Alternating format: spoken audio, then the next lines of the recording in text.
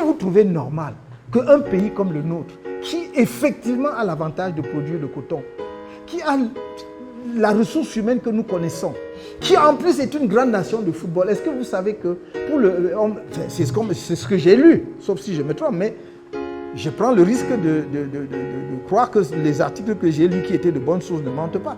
Mais pour la Coupe du Monde 2026, je crois, 2026, le Bénin fait partie des pays où la FIFA passe la commande des maillots. Ah ben voilà.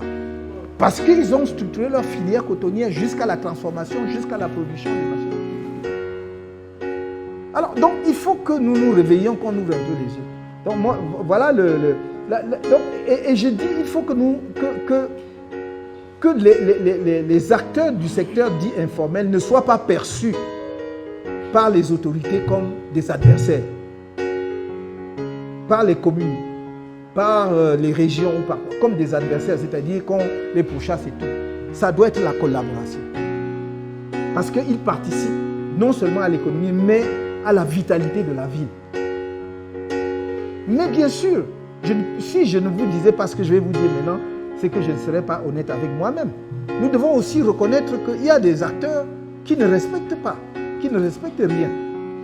Et ce n'est pas en l'honneur de notre pays. Parce que quand les étrangers viennent ici et voient que nous vendons à même le sol, sur la chaussée, ça n'est pas une bonne image que nous donnons de nous-mêmes. Donc nous devons travailler pour que cela ne se fasse plus, pour qu'il y ait des endroits où on peut faire ça, pour que, comme je l'ai dit tout à l'heure, il y ait des manières dont on expose même la marchandise des mamans. Je vous dis que si vous faites un marché de... Vous savez, dans tout Yaoundé, le marché des vivres, le marché où vous pouvez trouver des vivres de qualité toute la semaine, en dehors du marché de Mfundi, c'est le petit marché qui est vers le haut, là, vers la chambre de commerce.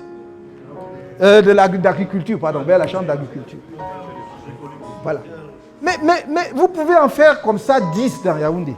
Pourquoi ça doit être à un seul endroit? Vous pouvez, chaque arrondissement de Yaoundé peut en faire un comme ça.